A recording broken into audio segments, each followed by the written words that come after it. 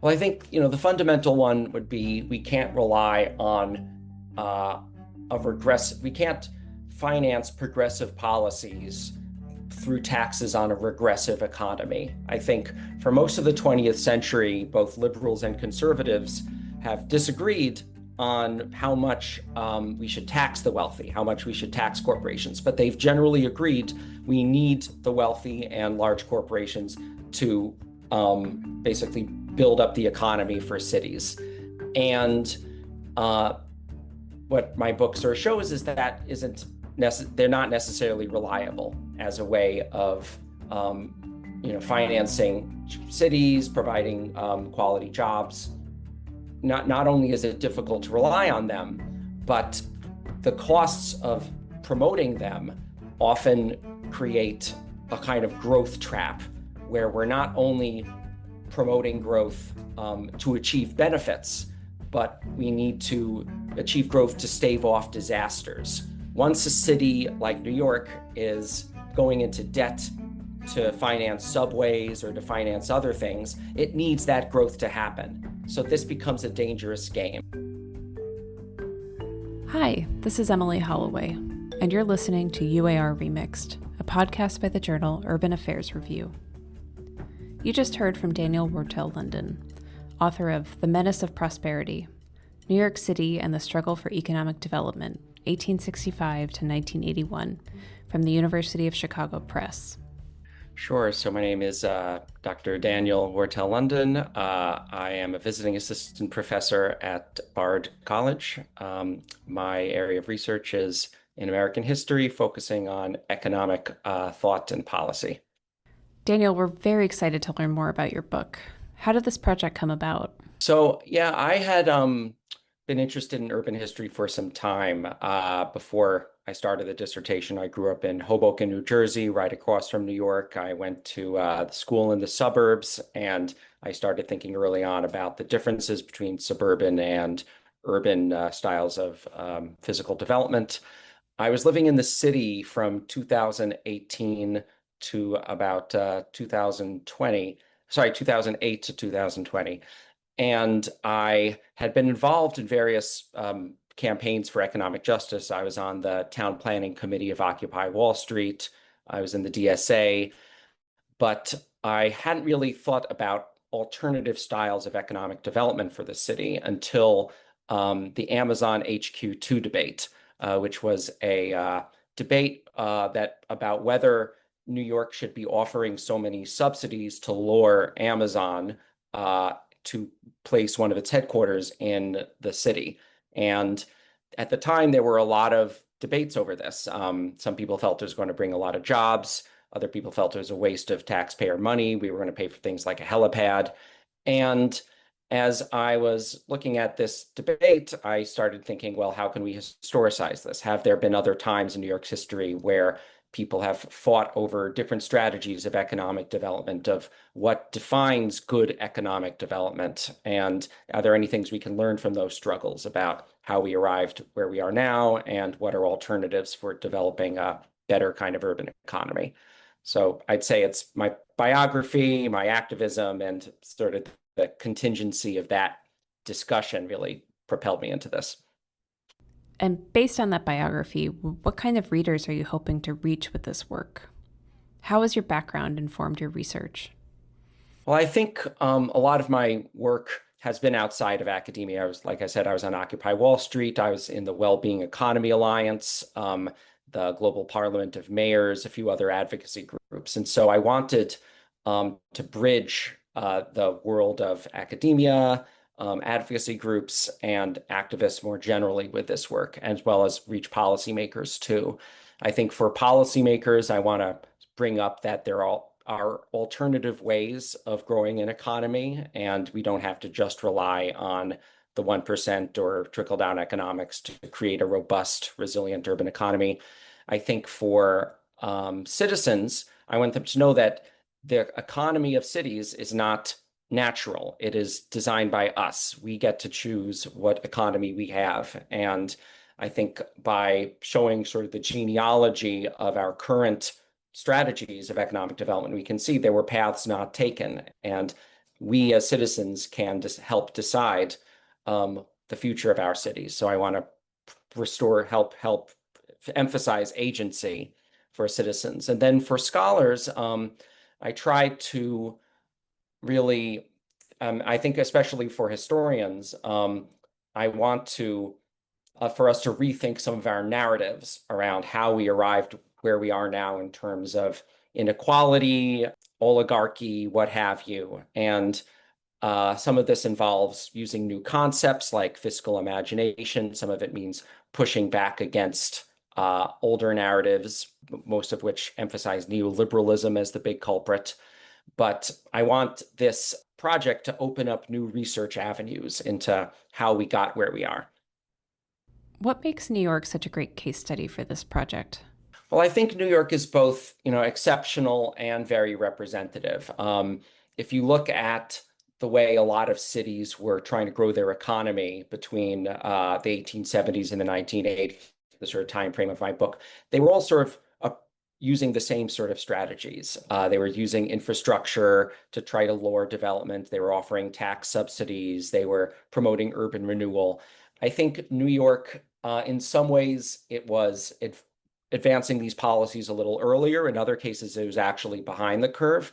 But I don't think it was necessarily exceptional in terms of its strategies. I think what makes it exceptional are the way those strategies were put under immense media pressure, immense public pressure, because in New York you had such a range of different actors from all sides of the political spectrum. All sides had newspapers. They were pretty, vocal about their opinions on these things. So for me, at least, by looking at New York and taking advantage of sort of the rich amounts of commentary on these development decisions, I think that it allows us to get a sense of how these decisions were politicized and understood in other places as well. And so, thinking about the intellectual or academic interventions that you're staking out, the debates or conversations you want to join here, where does this book fit in? One of the I think there's sort of two main interventions here. I think the first big one is that growth creates costs. Different kinds of growth strategies create social costs. And this can take the form of emotional damage or ecological damage, and economic damage. And to sort of assume that we can rely on one form of growth to solve our problems is not necessarily always valid, because growth itself creates problems. And how those costs get understood and politicized becomes a big question of history and of political economy in our own time.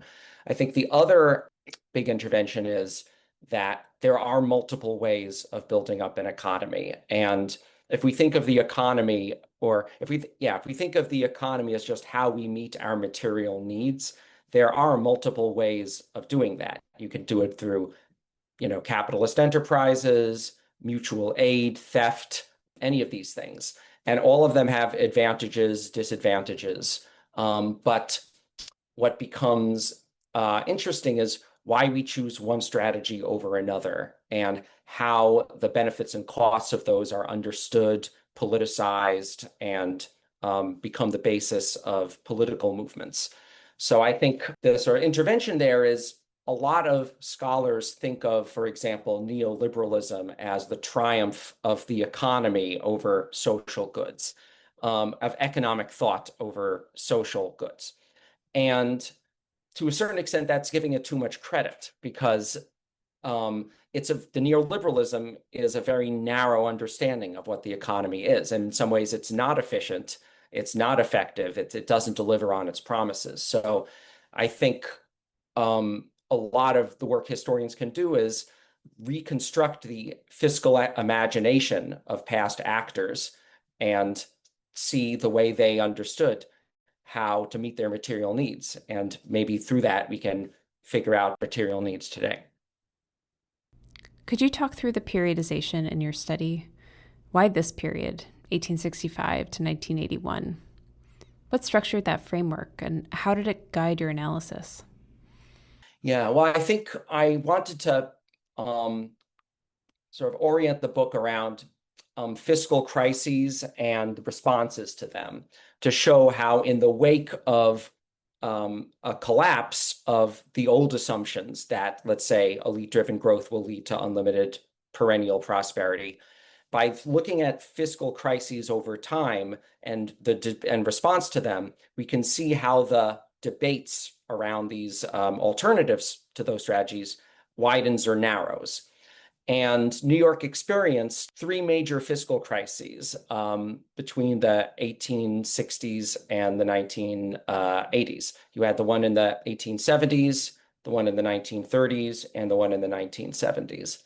And so by looking at those fiscal crises and response to them over time, you could see the way the debate changed and expanded or narrowed. So that was my sort of logic for choosing that time frame. Your book challenges the prevailing idea that attracting and retaining the wealthy is the primary path to urban economic development.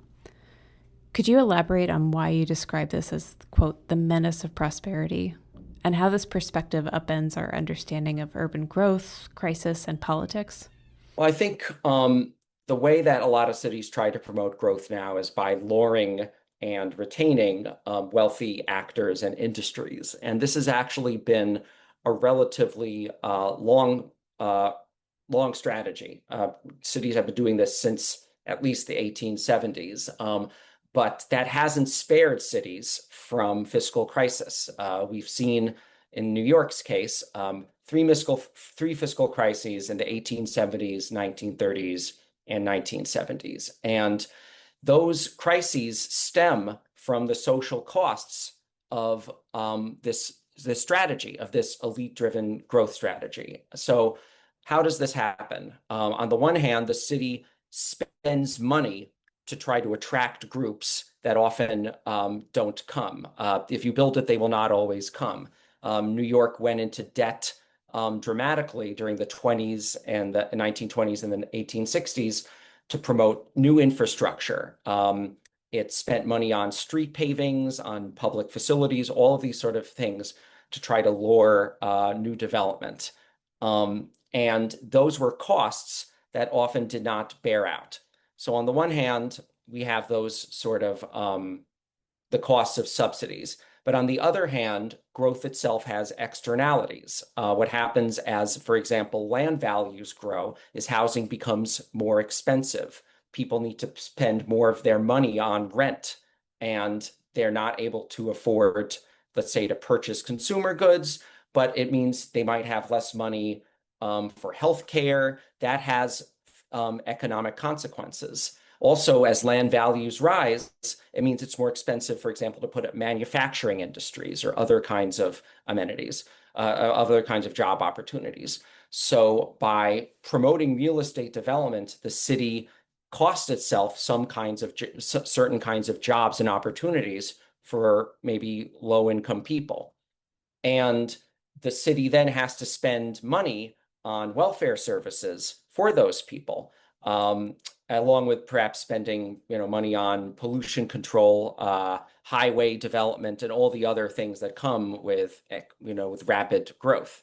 So the city has to lure money to attract and retain groups, and then it has to spend money to deal with the costs of that growth. And this is what Lewis Mumford called the menace of prosperity. And instead of planning for, just rapid, unlimited growth, Lewis Mumford was saying, how about we plan for making the city livable for the people who already live here and leverage their existing assets, their existing skills to build economies that are locally oriented and that leverage, the city's existing resources. So I think, there are various ways of doing that, but the idea that prosperity brings with it costs is at the core of this idea of the menace of prosperity. You introduce the concepts of social costs and fiscal imaginaries as central to your analysis. How do these concepts allow us to reevaluate what the economy is and to identify the hidden damages and inefficiencies often overlooked in mainstream economic discourse? Well, I think a lot of mainstream economic discourse is very narrow and sort of neoclassical, where, externalities are rare, they're the exception. It doesn't always happen. But when you think of social costs as encompassing, um, on the one hand, the costs for city governments, but on the other hand, the costs of missed, lost opportunities, of emotional damage, of all these things, then the costs of mainstream growth are just pervasive. And this was what Henry George in the 1870s was talking about. He spoke, he wrote this book, Progress and Poverty. And his point was that poverty is accompanying progress, and often. So if we think about social costs broadly, on the one hand, we sort of it encourages us to think of what are the externalities, the hidden harms that get passed on to the public sector and to citizens. And there are various ways of doing that. This good this urbanist David Ambrosio has the idea of a public balance sheet, where we're able to weigh the costs and benefits of different development decisions. So I think that's one approach. But then the idea of fiscal imagination is just, if we think about what our material needs are, there are multiple ways of meeting those needs, some of which have greater or less social costs. And there are a lot of very interesting experiments in doing that now. You're getting this with nonprofit enterprises, with social housing, community land trusts. These are all ways of providing jobs, goods, and services to people, and not assuming that private owners motivated by short-term profit needs are the best actors to deliver goods and services. So I think, using fiscal imagination is sort of a provocation for us to check our assumptions, check our priors, and think about, are there other ways of achieving what we need? Your research suggests that local elites, rather than being fiscal saviors, contributed to local fiscal crises. Can you provide some compelling historical examples from New York that illustrate this argument?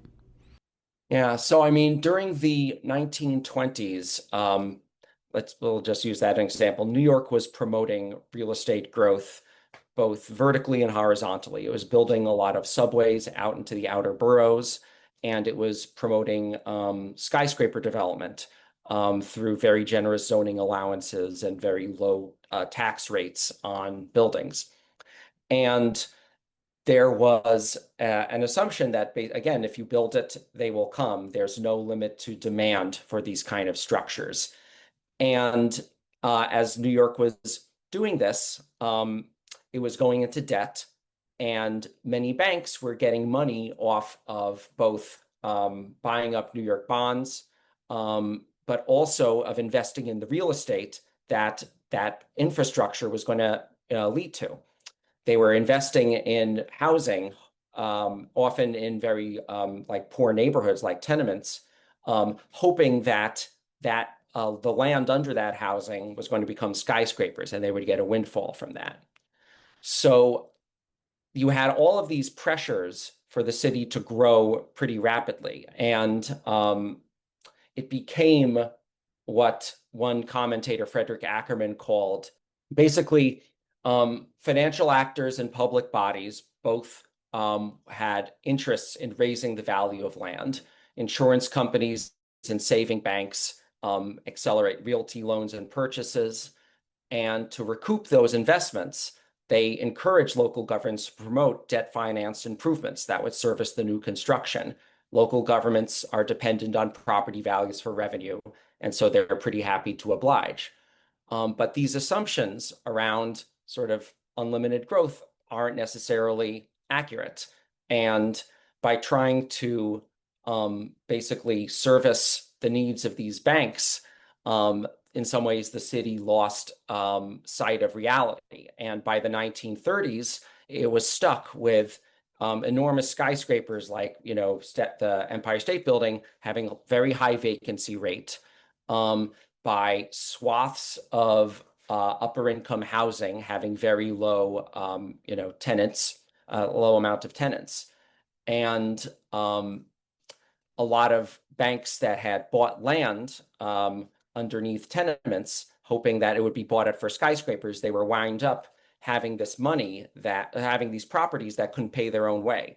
So the banks collapsed because they weren't getting the revenue, and the city relied on those banks for its own debt services. And then the banks were asking for money that the city didn't have. So it was this chain reaction of real estate collapse, bank collapse, and urban finance collapse, because they all had what Frederick Ackerman called a sort of stake in congestion. They all hoped that land values would rise. So, that sort of shows a little bit the sort of domino theory here of how all these cities made huge investments to promote land value growth. And when those investments didn't pay off, it creates this cascade that ultimately hurts city finances and the people who rely on it. In a world that's still largely pursuing elite-driven growth, what lessons can be drawn from the historical struggles of New Yorkers for a radical reconstruction of local economies and what might be called, quote, a new civic consciousness around economic development? Well, I think, the fundamental one would be we can't rely on we can't finance progressive policies through taxes on a regressive economy. I think for most of the 20th century, both liberals and conservatives have disagreed on how much we should tax the wealthy, how much we should tax corporations, but they've generally agreed we need the wealthy and large corporations to basically build up the economy for cities. And what my book sort of shows is that they're not necessarily reliable as a way of financing cities, providing quality jobs. And not only is it not only is it difficult to rely on them, but the costs of promoting them often create a kind of growth trap where we're not only promoting growth to achieve benefits, but we need to achieve growth to stave off disasters. Once a city like New York is going into debt to finance subways or to finance other things, it needs that growth to happen.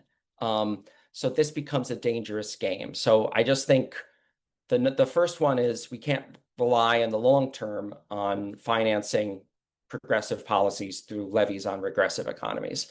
I think the other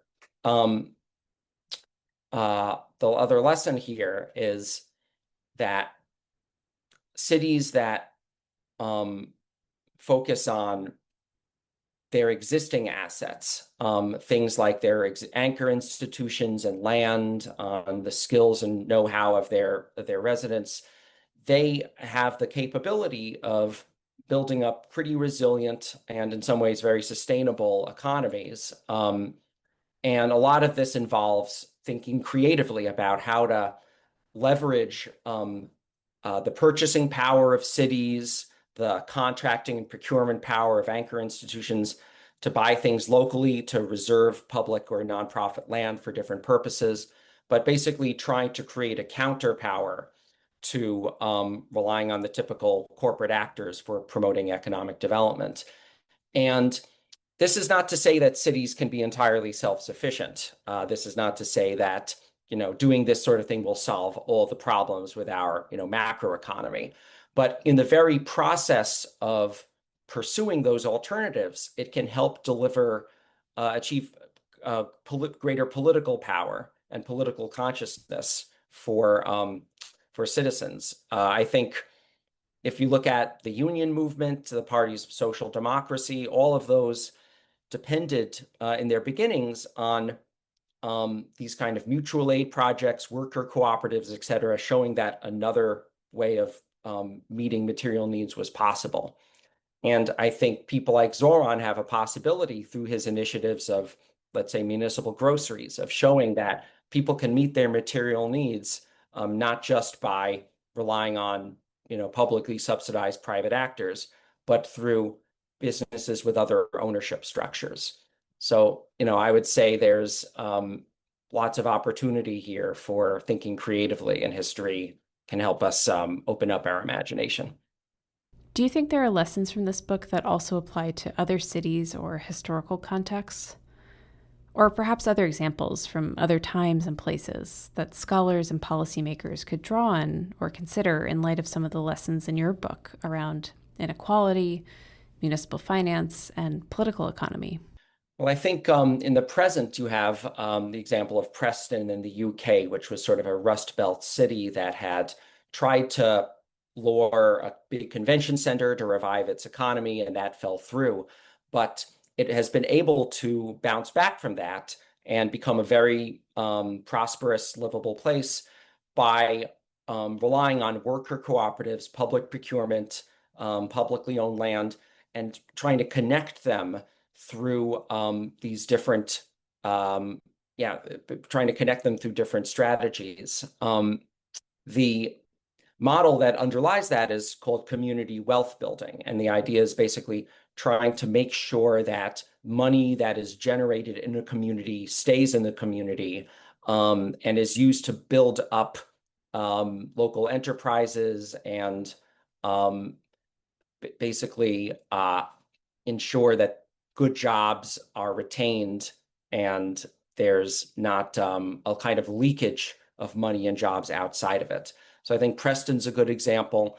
And I think historically, in the United States, you had, um, for example, municipal socialists in Milwaukee who ran campaigns, not just about redistribution and economic justice, but promoting economic development in their communities through a very efficient, very strategic, through very efficient, very strategic government activities. They were, unlike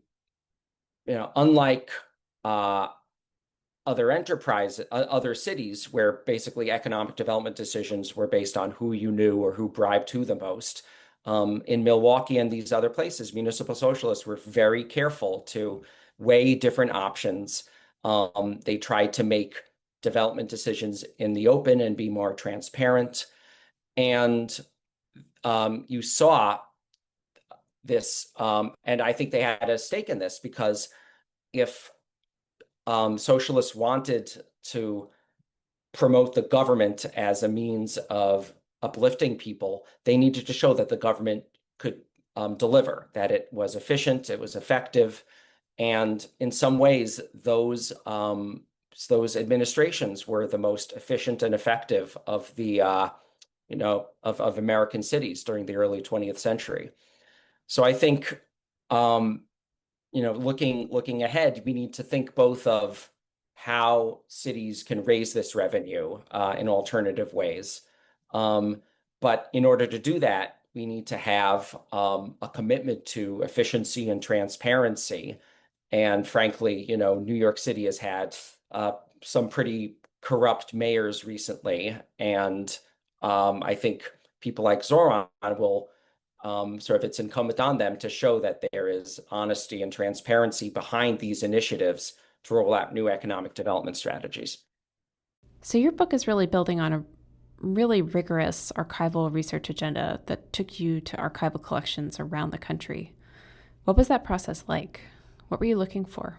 Yeah, so I went to plenty of archives for this. I went to ones in the city. These included the Tamiment Museum, City Hall, the City Hall Archive, Columbia University's archive. There were also plenty outside the city. Cornell University has an amazing collection of urban planning documents. I went to Yale University in Washington, D.C. for some other things. But in general, I was trying to look for uh, public actors who were involved in economic development decisions, groups in civil society that had a stake or some investments in development decisions, a lot of real estate groups in particular, and then looking at a broader constellation of media, individuals, activists who weighed in or who showed up in some of those decisions, or who commented on them. And the project began not necessarily about economic development. When I began the project, I was still interested in basically the pattern of the city's growth, rather than debates over growth. And I looked at Columbia, the oral history collection, and they have an incredible collection of interviews with city officials going back to the 1940s, and they've been transcribed. So I went to the interview with the head of the city's tax department, um, and I found that this head of the city's tax department, for about 13 years, was Henry George was a Georgist, was a dyed-in-the-wool believer in the land value tax. And this was just very surprising to me that there was, an individual in a pretty prestigious office who was a follower of this radical. And in doing that, I read about his assumptions about how the city should grow. And his assumptions was that if you tax land a lot, it will encourage landowners to build a lot of skyscrapers and development on it. So I had not thought of tax policy as an instrument of promoting skyscraper development, but that led me to, think about, well, if this was his approach, why was it so controversial? And what were some of the consequences of this? So, that was one example of, this discovery that kind of led me to change my research orientation a bit. But there have been plenty of others that just, popped up. I think, I have records of very prestigious civil servants like George McEnany, talking about how a certain urban redevelopment program will financially benefit himself and some of his colleagues. There are plenty of maps and images in the book. And by zooming in on some of them, I was able to read signs that talk about how, for example, oh, the city's going to pay for new infrastructure in this community, or it's all these new homes are tax exempt. And these things provided, a lot of additional evidence for what I was trying to say about how municipal policies were undergirding every aspect of the city's development. And all these were based on assumptions that weren't always true. So, part of me wishes there was a easy search feature in an archive where I could just look up, find every document that says, do not show this to anyone, or please burn this document after reading. And I think I didn't exactly find those, but there were plenty of stuff that were for private eyes only that I tried to bring out into the surface for this one. And maybe in terms of the intellectual work you did, what was the approach or framework you were working through to understand all of these documents? So I think the general framework here was from historical institutionalism, and particularly the field of American political development, which puts a lot of weight on institutions and critical junctures as areas to investigate, as sort of as holding some of the causal mechanisms behind economic and policy changes. And the idea that urban regimes are upheld by a mixture of coalitions, resources, and ideas, that's something that's been taken up by people like Richardson Dilworth and Timothy Weaver. And I really drew a lot from them, particularly their idea that it's during periods of fiscal crisis that the economic assumptions that often linked different groups in a coalition, it's during those periods of fiscal crisis that those assumptions are shown to be barren, and people need to come up with new alternatives. So I think the sort of work in APD helped draw my attention to these critical junctures in the form of fiscal crisis and trying to trace out how those did or didn't change economic assumptions. I think beyond that, the work of David Harvey and the work of people in the sort of urban growth machine literature, like Harvey Moloch, were very influential here, just thinking about the political economy of cities. Um, and on a broader level, thinking about the costs of growth, their whole field of ecological economics, including people like Herman Daly and people in some of the degrowth field today, are have been writing a lot on the costs of different growth strategies and what alternatives would look like. So a lot of what I tried to do in this work was historicize those current day concerns around sustainability and see how and whether and how people looked in the past to try to come up with more sustainable urban economies. So before we wrap up, I also wanted to see if you could talk about where this work fits into conversations around neoliberalism. It's another fuzzy or chaotic concept that is very interdisciplinary and also pretty unruly. Did your research prompt you to think differently about contemporary neoliberalism or to historicize it differently? Well, yeah. So, I mean, yeah. So, on that, I think a lot of scholars view modern inequalities as the result of turning away from social responsibility and social commitments and embracing the market as the sort of arbiter of value and of well-being. And a lot of people think of that under assumption sort of as basically neoliberalism, as a understanding the origins of our ills as coming from neoliberalism is, I think, pretty common among urban historians. And a lot of them say, for example, that before the 1970s, New York was committed to social democracy, to the welfare state. Then after the 1970s, it switched to promoting corporate growth. And what I found was that New York was promoting corporate growth well before the 1970s, and it was promoting these welfare services, and it was still leading to fiscal crisis. So we can't just assume that the 1970s and neoliberalism represented something new, or that the welfare state is somehow antithetical to corporate growth. And taking a different framework, what I found is that New York's social democracy depended on taxes from corporate actors in large part. And that created a kind of fiscal dependency that was politically damaging and economically damaging. And these sort of assumptions that if you tax the rich, it'll pay for services on behalf of the poor, that was a long-standing assumption well before the 1970s. And it undergirded not just assumptions in New York, but in some ways the whole social democratic politics of that period, whether through the New Deal or in the form of, European welfare states.